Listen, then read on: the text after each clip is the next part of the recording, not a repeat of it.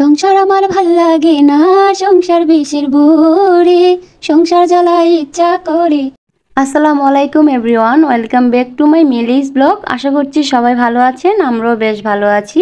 আজকের ভিডিওটা প্রতিদিনের মতোই সকাল থেকে শুরু করে দিলাম।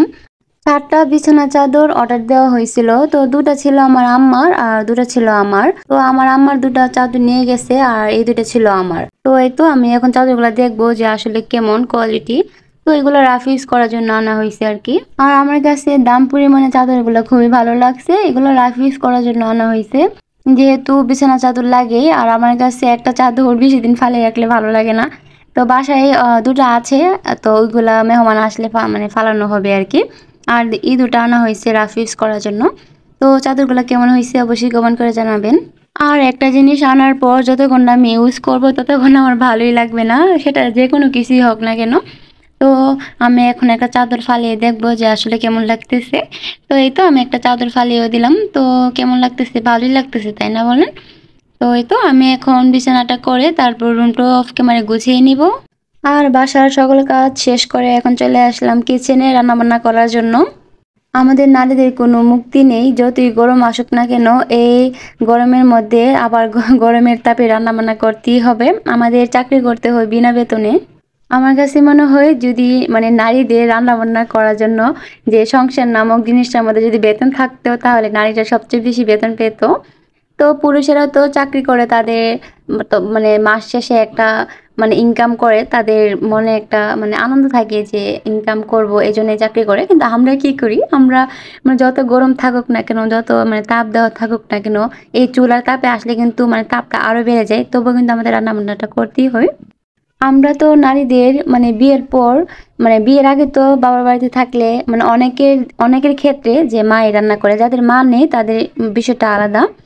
আর বিয়ের পর থেকে তো মানে যতদিন না মানে মারা গেলাম তো ততদিন পর্যন্ত তো আমাদের রান্নাবান্না করতেই হবে।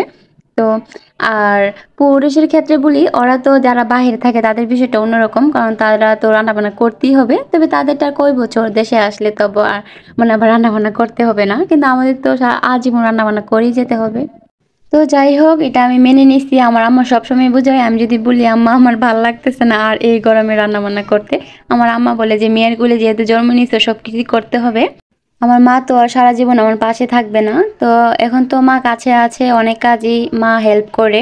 আচ্ছা যাই হোক, এখন চলে আসি মূল কাজে। তো আজকে দুপুরে রান্নায় ডাল রান্না করলাম আর মুরগি রান্না করলাম। আর এখন আমার ভাতটা হয়ে গেছে। তো এই তো আমার এখন ভাতটা রান্না করা হয়ে গেছে। তো দুপুরে রান্নাবান্না শেষ, এখন আমি গোসল দিয়ে তারপর মানে দুপুরের খাবারের জন্য অপেক্ষা করব, ও আসলে খাবো আর কি। আর এই তো আমার আম্মা এখানে তরকারি দিয়ে গেছে। তো যাই হোক, আমরা তো দুপুরে খাবার দাবার করে তারপর আর কি এখন চলে আসলাম সন্ধ্যার দিকে নাস্তা বানানোর জন্য।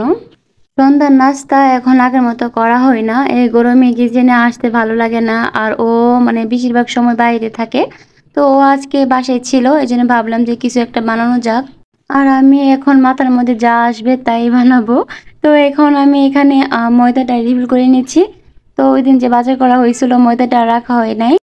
আচ্ছা আপুরা, ভাইয়ারা, আন্টিরা মানে যারা আছেন, মানে যারা আমার ব্লগ ভিডিওটি দেখতেছেন, তো যদি ভিডিওর কোনো অংশ একটু হলো ভালো লেগে থাকে প্লিজ লাইক কমেন্ট এবং শেয়ার করে দিবেন। ও আমাকে বলতেছিল যে মিষ্টি জাতীয় কিছু বানানোর জন্য।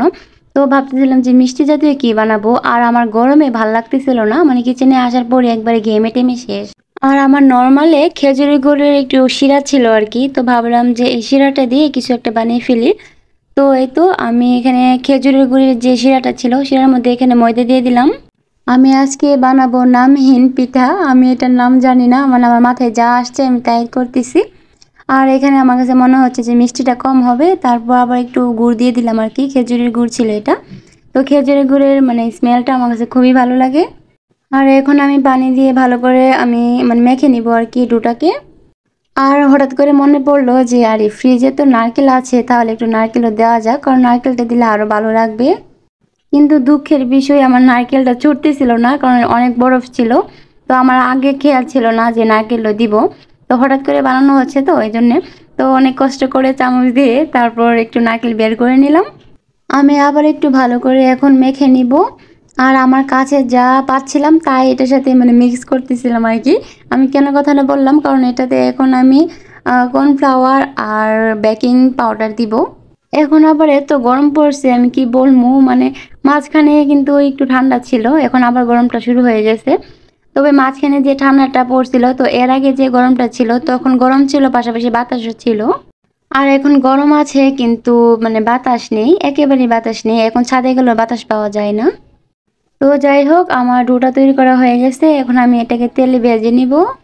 তো আমি যখন পিঠাটা বানাবো তখনই আমার আম্মা আসছে। আমার আম্মা বলতেছে যে এত গরমের মধ্যে আমি কি করতেছি রান্না করে।